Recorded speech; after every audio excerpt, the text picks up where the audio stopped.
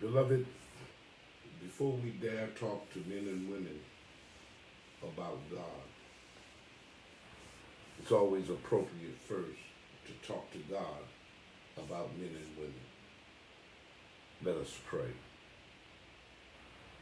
Eternal God, our Father, may the words of my mouth and the meditation of my heart be pleasing and acceptable in thy sight.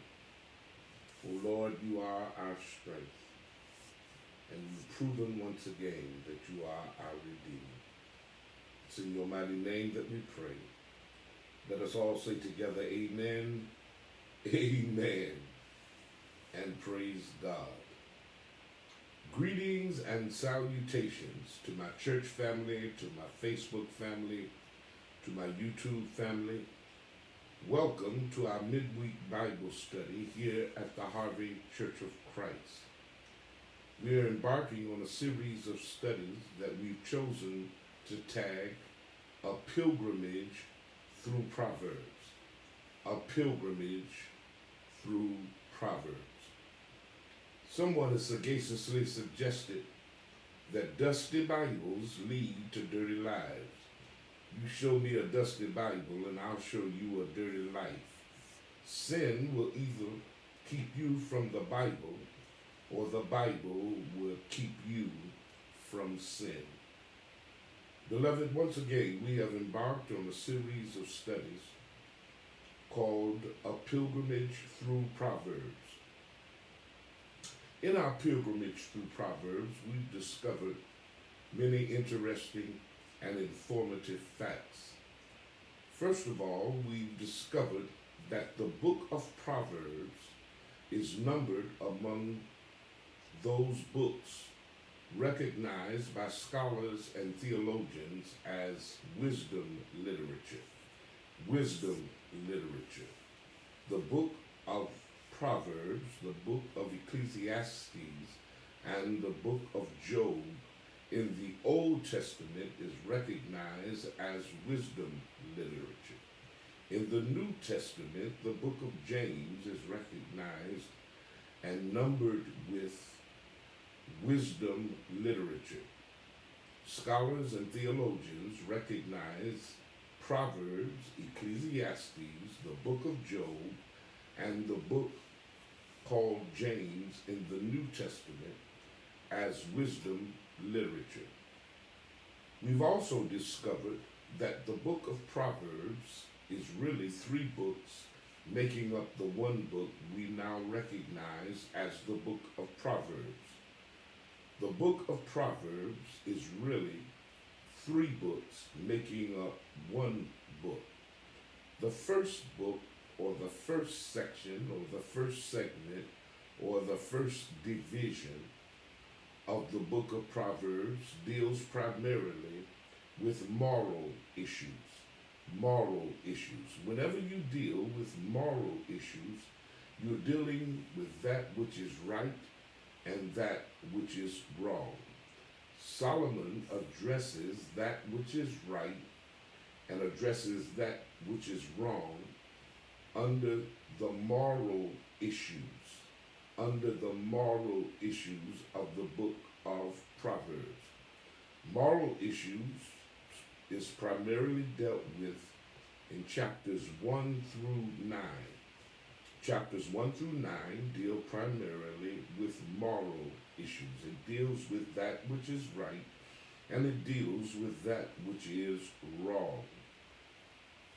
The second section, the second segment, the second division, if you will, deals with primarily miscellaneous issues. The word miscellaneous has something to do with a mix or a mixture, pointing to mostly a variety. In the miscellaneous section of the book of Proverbs, Solomon deals primarily with miscellaneous issues. He deals with a variety of issues in the book of Proverbs under the miscellaneous section or the miscellaneous segment, if you will. From chapters 10 through 19, it primarily deals with miscellaneous issues. Chapters 10 through 19 primarily deal with miscellaneous issues.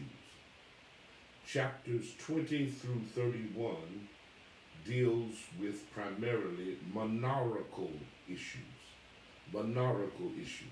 Now, monarchical issues have something to do with heads of state, like presidents and prime ministers and potentates, if you will.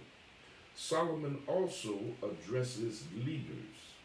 He shares with us some precepts, some principles about sound and good leadership in the section noted as dealing with primarily monarchical issues. Monarchical issues. We're presently in the section or the segment that deals primarily with monarchical issues. We're in chapter 20.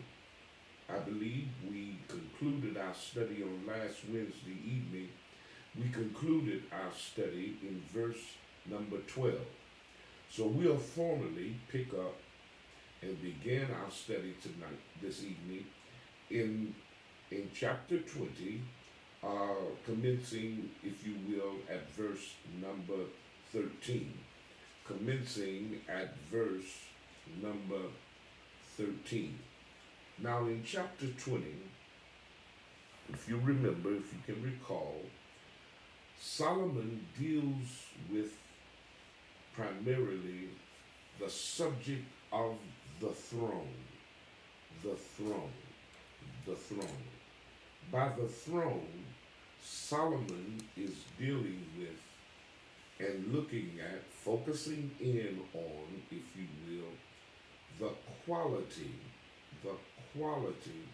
of those who are in places, in position of authority.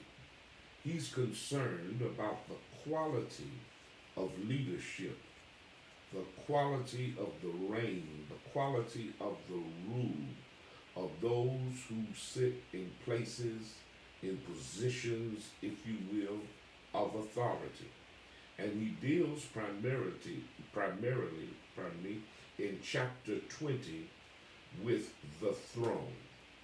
Now notice, if you will, he's concerned, he's focusing in on the quality of the leadership, the quality of the reign, the quality of the rule of those who are leading people.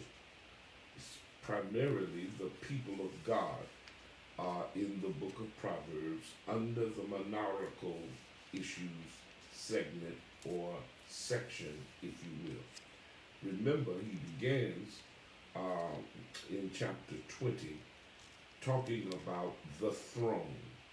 He begins by first talking about the favor of the throne. You remember we looked at how to curry favor from the throne, that's in verses 1 through 6 in chapter 19. That's where he begins focusing in on the throne, if you will. In verse number 6, he transitions from looking at the favor of the throne to begin to focus his attention on the fury of the throne. You can get those who are in places of authority. You must do all you can not to infuriate those who are in authority. Solomon gives us some precepts and some principles how to stay out of the way of people who have authority. Oftentimes, during the reign and rule of Solomon, he had control, he had authority over people to the point that it could mean either life or death for the individual. So Solomon shares with us first about the favor of the throne, how to curry favor from people in authority, how to curry favor from a potentate, a king, or a president, or a prime minister, how to curry favor from the throne, from people in authority. Then he transitions from talking about how to curry favor from the throne to talk about the fury of the throne. Solomon is sagaciously suggesting to us that we ought to try our dead level best not to infuriate people who are in authority. People who are in authority. And he transitions from talking about how to curry the favor of the throne to how not to infuriate the fury of the throne, to now, where we are now in chapter 20, around verse number 12, if you will.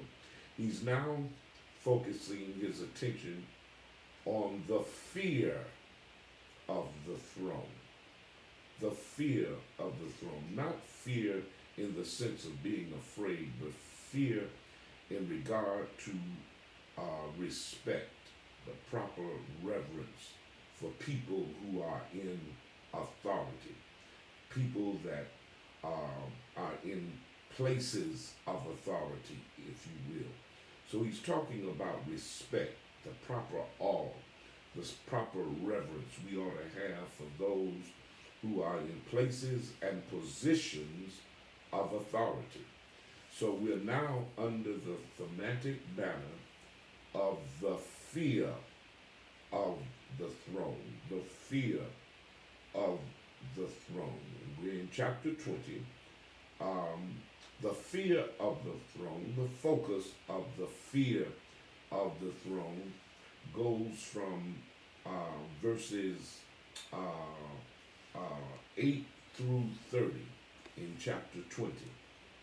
His focus will be on the fear of the throne in chapter 20, beginning around verse number 8, all the way to verse number 30. But we concluded our study, remember, in verse number 12 of chapter 20. So we will commence our study formally this evening in verse number 13, in verse number 13. Now remember, beloved, we are laboring under the thematic banner of the fear of the throne. That's Solomon's focus.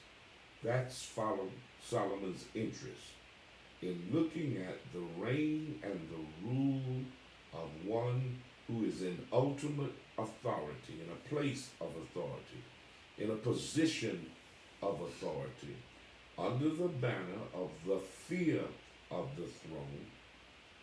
Solomon looks at the fear of the throne, focuses in on the fear of the throne, the proper respect one must have for people in authority.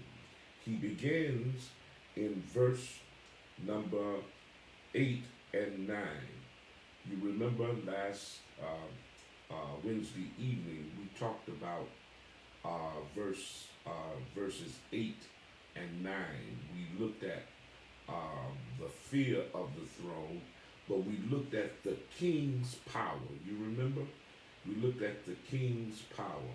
In verse number 8, we looked at the king's power. The king's power. During the time in the rule and reign of kings, during the time of our writing, kings had immense power. They had great power. They had great authority, if you will.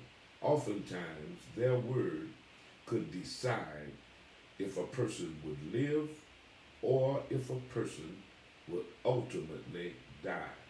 Solomon looks at, the king's power. The king's power. In verse number 8 of chapter 20. The king's power. And in under the banner of the king's power, in verse number 8, under the banner of the fear of the throne, Solomon looks at the legislative power of the king.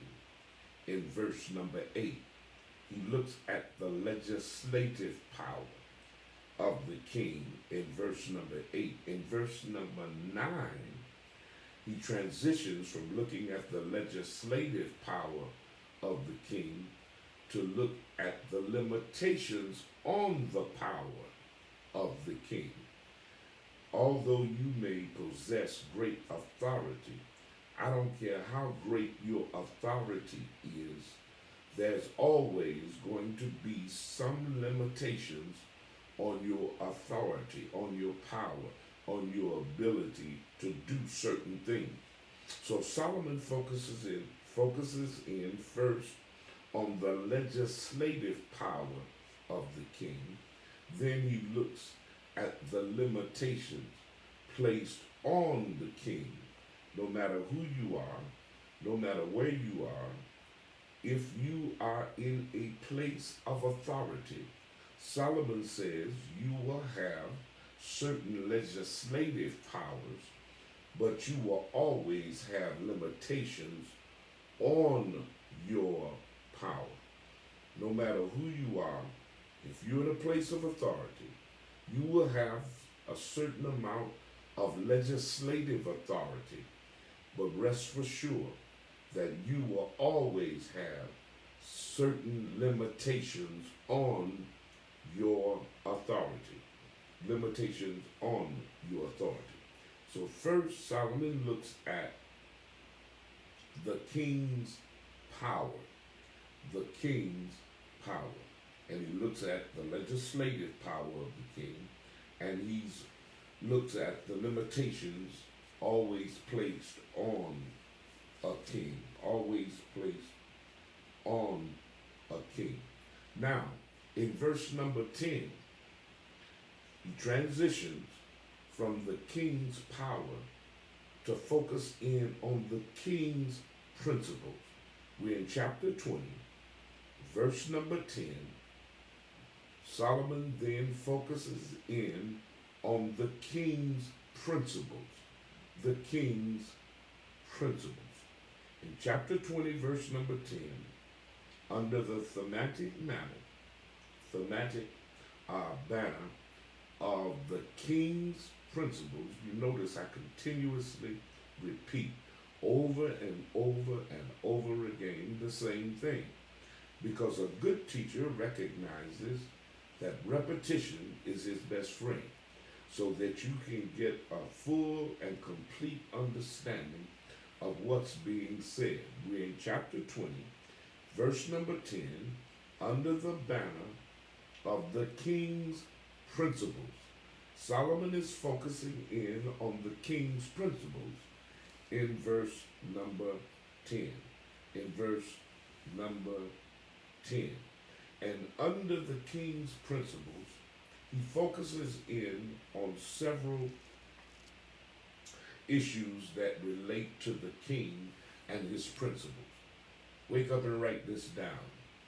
The first consideration of Solomon is found in verse number 10, and he looks at doing what's right and not doing what's wrong. In verse number 10, his primary focus is doing what's right and not doing what's wrong. Not doing what's wrong. Now, listen very carefully. In verse number 11, he transitions from focusing in on doing what's right and not doing what's wrong to looking at discerning, listen now, discerning what's right from what's wrong. Notice the focus is now different, because the focus was primarily in verse 10. His focus was on doing what's right and not doing what's wrong. But in verse 11, he's still dealing with right and wrong, but the focus is different because he's now focusing in on discerning, telling the difference between what's right and what's not right, or what's wrong. What's wrong. Verse 11 primarily deals with the ability to discern, determine the difference between that which is right and that which is wrong. In verse number 10, the focus primarily is on doing what's right and not doing what's wrong. Now, in verse number 12, where we concluded our study on last Wednesday evening, we concluded our study in verse number 12. In verse number 12, we concluded our study under the banner of discerning what's right and discerning what's wrong, being able to determine the difference between that which is right and that which is wrong. Now, listen very carefully. In verse 11, Solomon's focus, discerning right from wrong, was in verse 11 was from a human perspective. He was talking about being able to discern what's right and what's wrong from a human perspective, But in verse number 12, where we concluded on last Wednesday evening, he looked at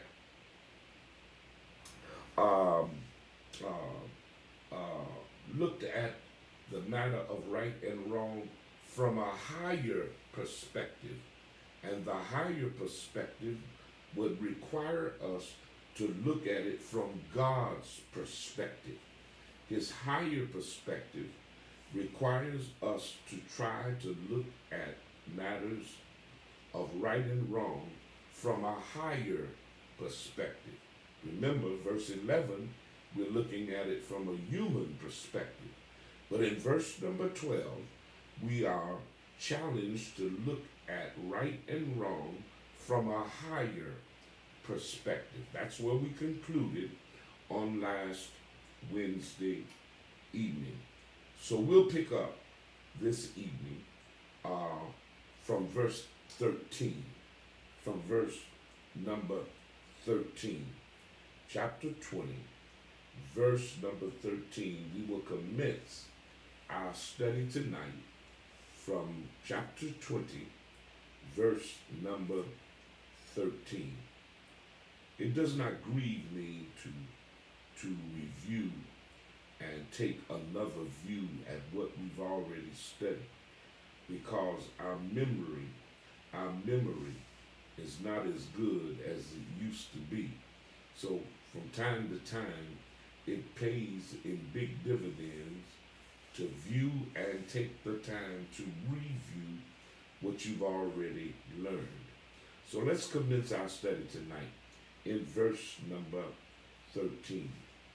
Now, in verse number 13, Solomon is about to make another transition. He's about to discontinue his discussion on discerning right from wrong, to defining, defining what's right and defining what's wrong. Listen very carefully. You remember he begins with doing in verse number 8.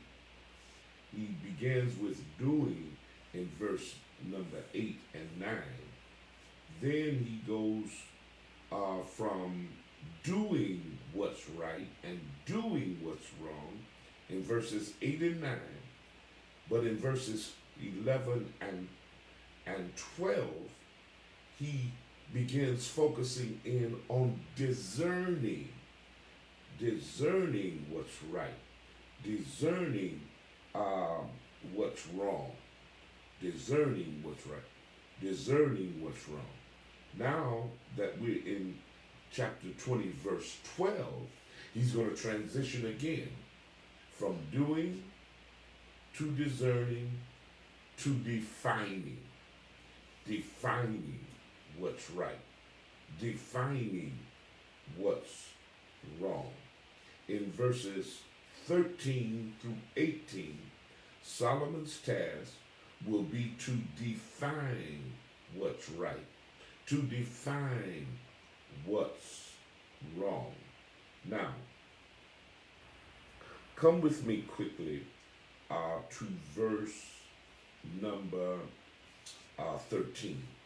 Verse number 13. Let's look at verse number 13. Now he's going to, remember, his task here is to define what's right and to define what's wrong. Let me tell you a little more of what Solomon is about to do. He's about to take the life of 6 characters, and he's going to define for us what's wrong with 6 different and distinct personalities.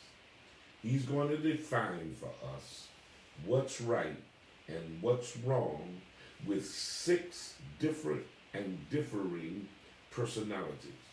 He's going to begin, write this down, beloved. You might find it helpful. He's going to begin in verse 13 with the sluggard. With the sluggard. He's going to begin sharing with us, defining for us what's right and what's wrong with being a sluggard. What's right, what's wrong with being idle. What's right, what's wrong with being lazy. He's going to begin first in verse 13 with the sluggard. With the sluggard in verse number 13. Now he's going to transition from defining for us what's right and what's wrong with the sluggard to share with us, to define for us what's right and what's wrong with being a salesman. With being a salesman. Notice what he does. He begins sharing with us, defining for us what's right, what's wrong, first with the sluggard. And we, of course, know that a sluggard is someone who is idle, someone who is lazy, if you will. He's going to transition from 13, talking about the sluggard, talking about the idle, talking about the lazy, to tell us what's wrong with being a salesman. A salesman. Teach, Pastor. I'm doing the best I can. And then he's going to transition from 14 to 15 to share with us what's right and what's wrong with being a sage. With being a sage. S-A-G-E. A sage. Don't worry. Don't panic.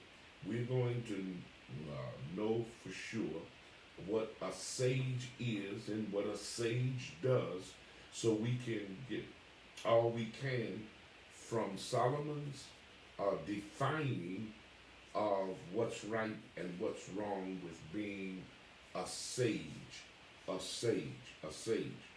Then he's going to transition from 15 to 16 and define for us what's right and what's wrong with being a simpleton, a simpleton, a simpleton. And then in verse 16, he's going to transition again to verse 17 to define for us what's right and what's wrong with being a scoundrel, a scoundrel, a scoundrel. Then, that's in verse 17.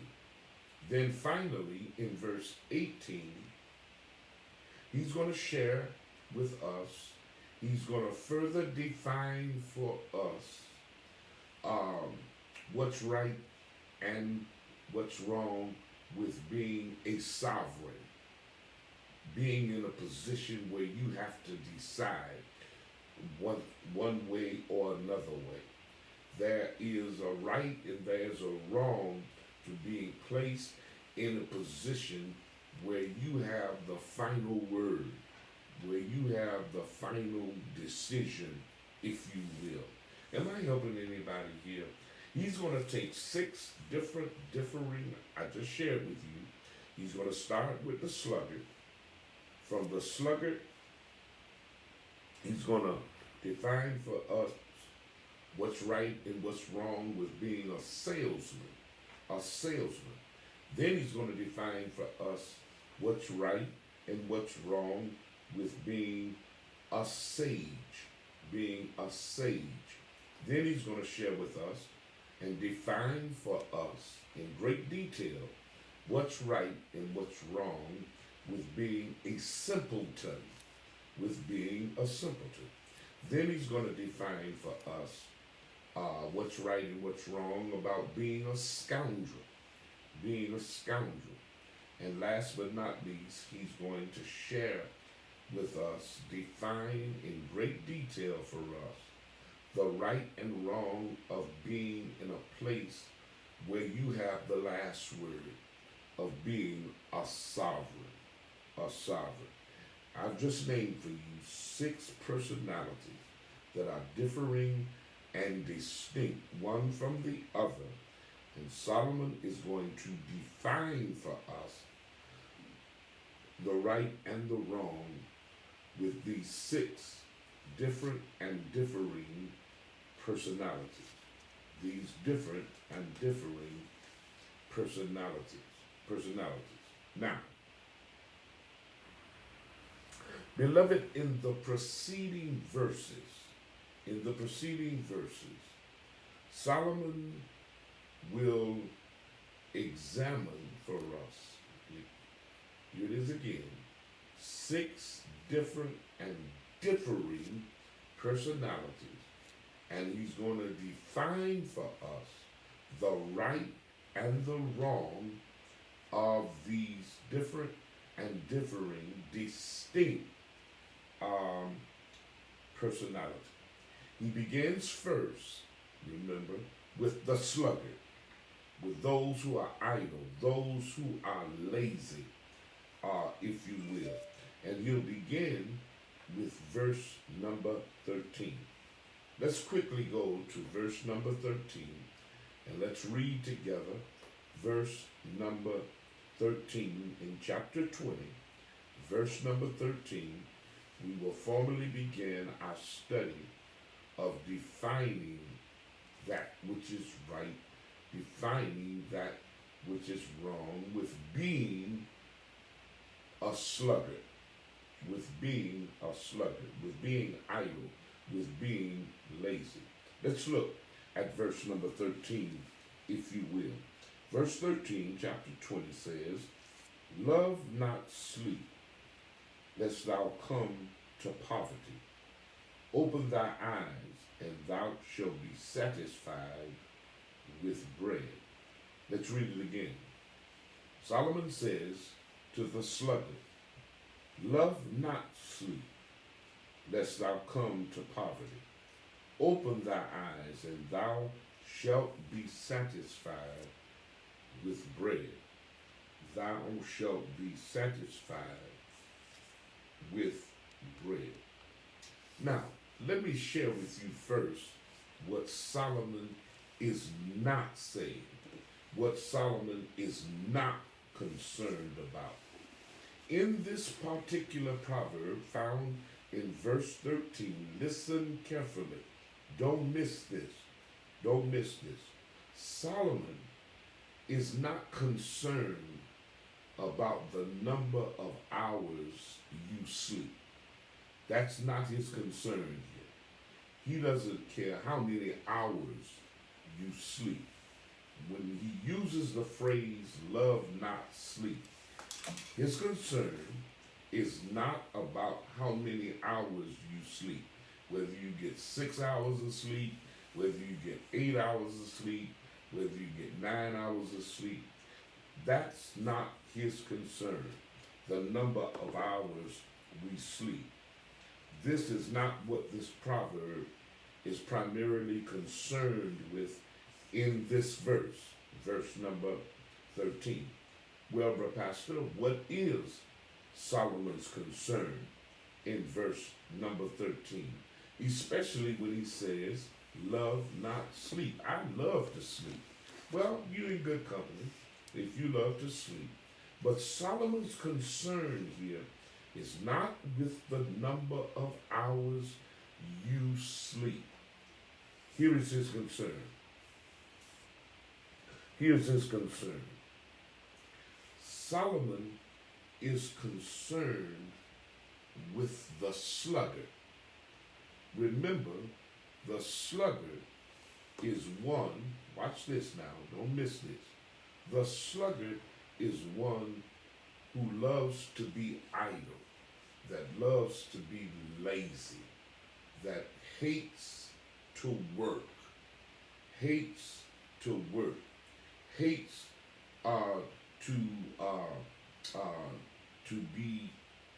to have to initiate enough energy, enough strength, enough power, to even open his eyes. And once he awakes from a deep sleep, he has trouble opening his eyes and keeping his eyes open and not falling back to sleep, not because he's tired, but because he hates work, because he hates to initiate himself, to have to exert strength and energy to work. That's the key here. You're talking about a person who hates work, especially hard work. Don't miss this. This is the gist of verse 13, that you're talking to someone who find it hard to wake up, a person who finds it hard to stay awake once they wake up, and recognizing that they have to engage in hard work, they just pull the cover over their heads and go back to sleep because the person hates work. This person hates work. That's why, if he had a choice, he hates work, but he loves sleep. That's what Solomon is trying to show us. Contrast and comparison. He's showing us a person who loves to sleep because he hates to work. Because he hates to work. This person prefers to be idle. This person prefers to be lazy, because this person is idle because they are lazy, and because they're lazy, they love to be idle, doing nothing. Solomon says in verse number 13, he says to us in no uncertain terms, it takes some initiative. It takes a degree of strength and energy to open your eyes after a deep sleep, and keeping your eyes open after a deep sleep, recognizing that you have to go to work, Now, let me share something with you that I believe Solomon is trying to drive home to us in verse number 13. I believe that Solomon is trying to show us with crystal clarity that God rewards hard work. Notice, that's what I believe Solomon is trying to share with us. He's trying to share with us, although the lazy person and the idle person loves sleep and hates work.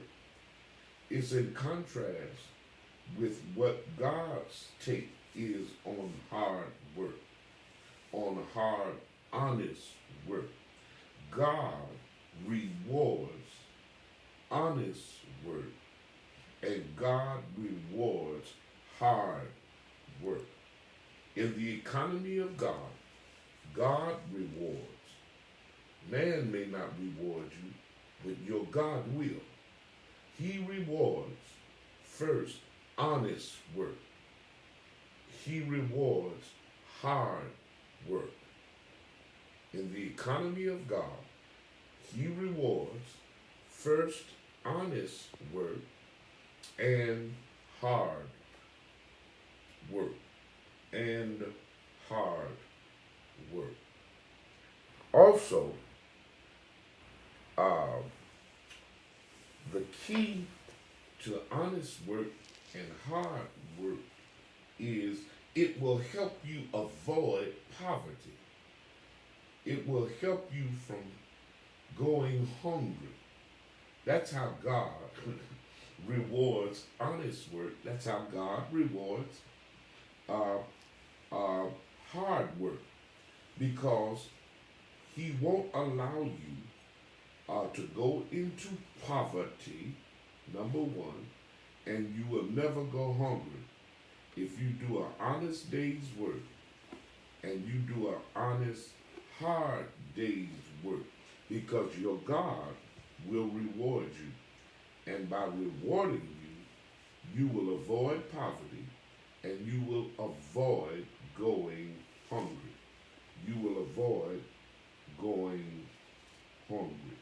Because under God's economy, God rewards honest and hard work. What kind of work does God reward? Honest and hard work. Honest and hard work. So if you love sleep more than you love honest and hard work, then you will not be able to avoid poverty, and you will starve to death because you will have no bread. Look at verse 13. Love not sleep, lest thou come to poverty. Open thy eyes, and thou shalt be satisfied with bread. Open your eyes, keep your eyes open. Do an honest day's work. Do an honest, hard day's work, and you will avoid poverty, and you will avoid going hungry. Notice he connects sleep with poverty. He connects sleep with poverty. Look at it, verse 13. Love not sleep, lest thou come to poverty. So he connects poverty with sleep, with being idle, with being lazy. So we know who he's talking about here. He's talking about the sluggard. He's talking about the sluggard in verse number 13. And he shows us what's right and what's wrong with being a sluggard. There's nothing right about being a sluggard. It's nothing right about loving sleep more than you do being honest and doing an honest day's work and an honest hard day's work. He contrasts and compares right and wrong with being a sluggard, with being a sluggard. So in verse 13, he defines for us the right and the wrong of being a sluggard. That's in verse 13. Now let's quickly go to verse 14. I see that my time is far spent. I want to share with you verse number 14, and we will redress these principles again when we meet again. But I do want to say a word about defining the right and the wrong with being a salesman. a salesman. Look at verse number 14. It is not, or a better translation would be, it's nothing. It is nothing. It is nothing, saith the buyer. But when he is gone his way, then he boasteth. Then he boasteth. Now, Solomon is going to transition from verse 13, defining the right and the wrong of the salesman, to defining the right and the wrong